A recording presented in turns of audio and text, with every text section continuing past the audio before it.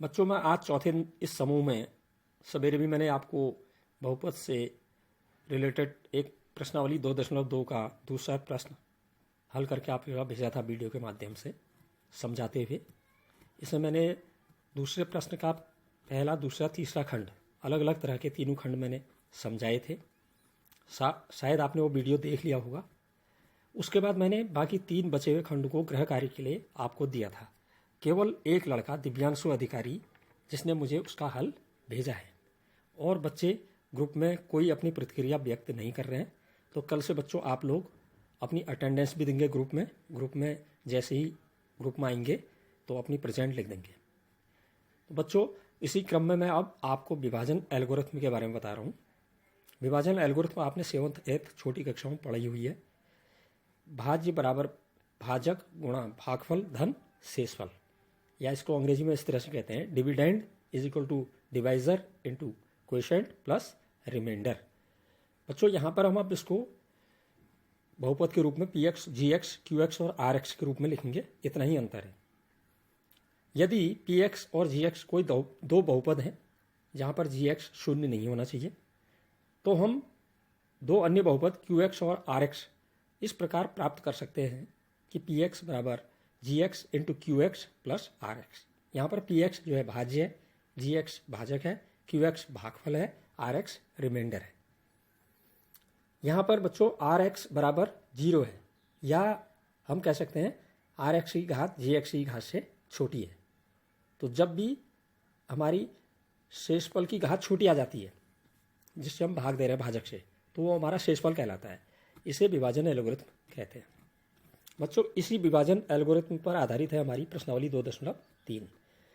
इसका मैं पहला प्रश्न, उसका पहला खंड आपको बता रहा हूँ, ध्यान दीजिएगा। इसमें हमें दिया है प्रश्न, विभाजन एल्गोरिथम का प्रयोग करके निम्न में पी एक्स को जी एक्स से भाग देने पर भागफल तथा शेषफल ज्ञात कीजिए। तो इसमें हमें जो पी एक्स दिया है भाज्य जिसे हमें भाग देना है, वो दिया हुआ है x³ minus 3x² plus 5x minus 3, और जो भाजक दिया हुआ है जी एक्स वो दिया हुआ है x² माइनस 2। हमें मान लेते हैं हम यहाँ पर कि भागफल क्यू एक्स है और शेषफल आर एक्स है। वो जो हम भाग देंगे, भाग की प्रक्रिया करेंगे, तो भाग देने के बाद हमें क्यू एक्स और आर एक्स ज्ञात होंगे। तो हम यहाँ पर भाग दे रहे हैं बच्चों x² माइनस 2 से x³ minus 3x² plus 5x minus 3 को। यहाँ जो भाज्य में पहला पद है हमारा x की घात 3 है, x³ है, जबकि भाजक का पहला पद हमारा x² है, x की घात 2 है।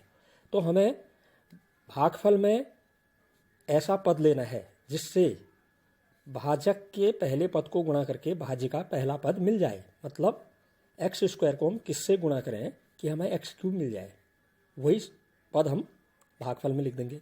तो भागफल में क्या लेंगे बच्चों, यहाँ पर हम x, जब हम x से भाजक के x² को मल्टीप्लाई करेंगे तो x³ अपने आप ही आ जाएगा। तो x हमने भागफल में ले लिया। जब भागफल में x लिया उससे हमने भाजक के दोनों पदों को गुणा किया। x से x² को गुणा किया, x³ आ गया, x³ के नीचे x³ लिख दिया हमने। उसके बाद हमने x से -2 को मल्टीप्लाई किया तो -2x आया। तो बच्चों हम ऊपर लाइन में 5x के नीचे 2x लिखेंगे, सजातीय पदों को सजातीय पदों के नीचे लिखेंगे। उसके बाद हम घटाने की क्रिया करते हैं भाग देने में। तो घटाने में बीजगणित में नीचे वाली लाइन के नीचे वाली पंक्ति के चिन्ह बदल जाते हैं। x³ माइनस का हो जाएगा और 2x प्लस का हो जाएगा। तो x³ कट जाएंगे, एक प्लस का एक माइनस का है। अब हमारे पास जो बचा शेष वो बच गया माइनस का 3x² प्लस 7x हो गए बच्चों, क्योंकि ऊपर 5x प्लस का था और चिन्ह बदलने पर 2x भी प्लस का हो गया है, तो प्लस के 7x हो गए और लास्ट में -3 बच रहा है। तो ये हमारा फिर बच गया है। अब हम देख रहे हैं यहाँ पर हम पहला पद अब जो आ रहा है बचा हुआ वो माइनस का 3x²। तो अब हम भाजक के x² को ऐसे पद से गुणा करेंगे कि माइनस का 3x² हमारे पास आ जाए। तो हमने भागफल में माइनस का 3 ले लिया। माइनस के 3 से भाजक को मल्टीप्लाई करेंगे दोनों पदों को, -3 से x² को मल्टीप्लाई किया, माइनस का 3x² आ गया। -3 से -2 को मल्टीप्लाई किया, प्लस का 6 आया। तो इसको हम अचर पद के नीचे -3 के नीचे लिखेंगे +6 को। फिर हमने लाइन खींची, घटाने पर फिर नीचे वाली लाइन के चिन्ह बदल जाएंगे। पहला वाला जो है माइनस का 3x² वो प्लस का हो जाएगा और अंतिम पद प्लस का जो 6 है वो माइनस का हो जाएगा। फिर हम -3x² को +3x² से कट कर देंगे। फिर हमारे पास जो शेष बचेगा वो 7x - 9, ये हमारा शेषफल हो गया। अब भाग नहीं जा सकता क्योंकि यहाँ पर 7x - 9 में जो पहला पद है 7x, इसकी घात 1 है चर की, और जबकि हम भाजक में x की घात 2 है, तो अब भाग नहीं जा सकता, ये शेषफल हो गया। तो भाजक की घात आप देख रहे हैं 1 है, जबकि 2 है, और शेषफल जो बच रहा है उसकी घात 1 है। मतलब यहाँ पर भाजक की घात अधिक है, इसलिए अब भाग नहीं जाएगा। तो शेषफल हमारा हो गया r बराबर 7x - 9, और भागफल q जो हुआ क्वोशेंट वो हो गया x - 3।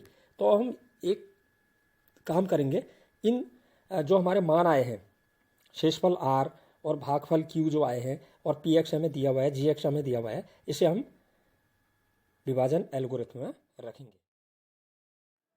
विभाजन एल्गोरिथम में जब हम gx का मान x² - 2 और जो हमारा qx आया था x - 3, इनको मल्टीप्लाई करेंगे, प्लस इसको rx के साथ 7x - 9 के साथ जोड़ेंगे, तो हमारा जो भाज्य दिया था हमें उसके बराबर ये मान आ जाएगा, x³ - 3x² + 5x - 3।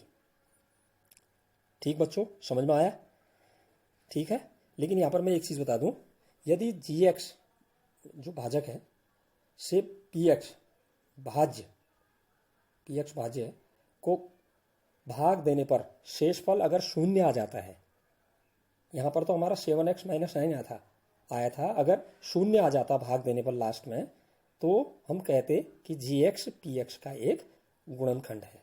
बच्चों, अब मैं गृह कार्य के लिए आपको प्रश्नावली 2.2 के प्रश्न संख्या 2 का चौथा, पांचवा और छठा भाग ये आप हल करके दिखाएंगे, और प्रश्नावली 2.3 के प्रश्न संख्या 1 का जो सेकंड और थर्ड पार्ट है वो आप मुझे हल करके दिखाएंगे, और नहीं आएगा तो मैं दोबारा आपको समझाऊंगा, आप मुझसे क्वेरी कर लें। ठीक। अब इसी का प्रश्न संख्या 2 जो मैंने भी बताया था आपको कि अगर हम gx से px को भाग देते हैं, भाजक से भाज्य को, और शेषफल अगर शून्य आ जाता है, तो हम कहते हैं कि gx px का एक गुणनखंड है। तो यहाँ पर जो हमारा दूसरे सवाल का हमारा ये जो सेकंड वाला पार्ट ले रहा हूँ मैं,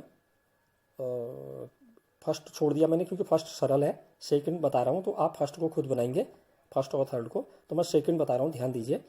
हमने यहाँ पर बताना है कि पहले बहुपद से दूसरे बहुपद को भाग करके जांच करनी है कि क्या प्रथम बहुपद द्वितीय बहुपद का एक गुणनखंड है। अभी मैंने बताया था, अगर पहला बहुपद दूसरे बहुपद का गुणनखंड होगा तो पहले बहुपद से दूसरे बहुपद को भाग देने पर शेषफल शून्य आना चाहिए। अगर शून्य आ जाएगा शेषफल, तो हम कह देंगे कि पहला बहुपद जो है दूसरे बहुपद का गुणनखंड है।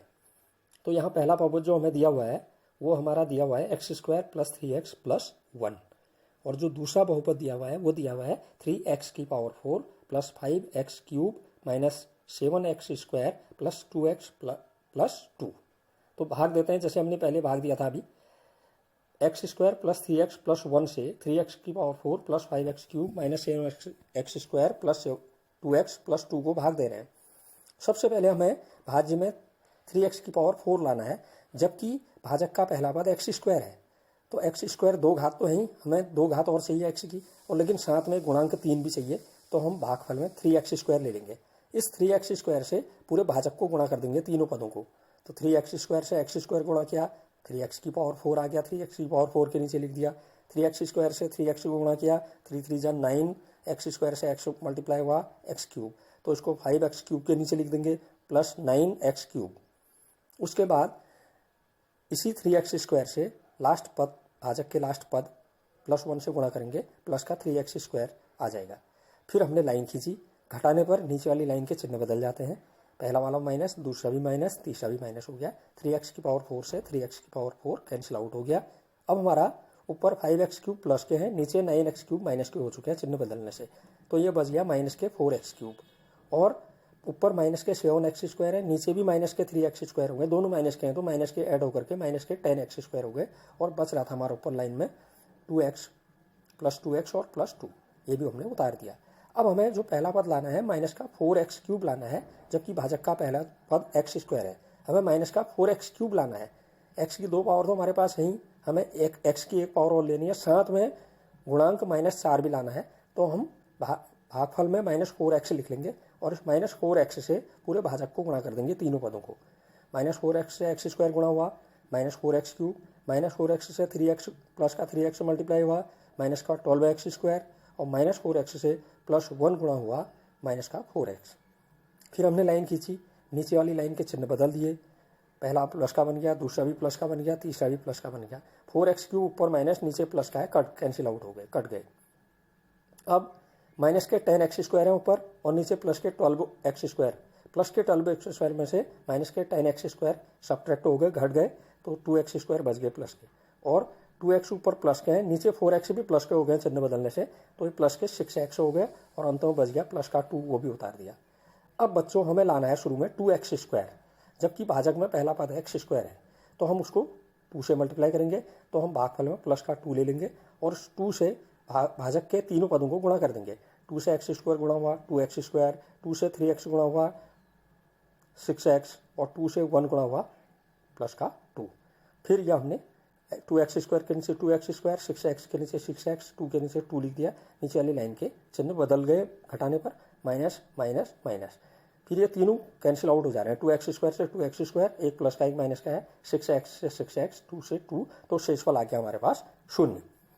तो यहाँ पर हमने देखा पहले बहुपद से दूसरे बहुपद को भाग देने पर शेषफल 0 प्राप्त हो रहा है, अतः हम कह सकते हैं पहला बहुपद दूसरे बहुपद का गुणनखंड है।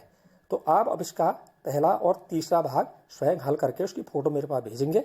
अगर कहीं पर समझ में नहीं आएगा तो उस प्रश्न को मेरे पास फोटो द्वारा भेज दें, मैं पुनः समझाऊंगा। ठीक है बच्चों।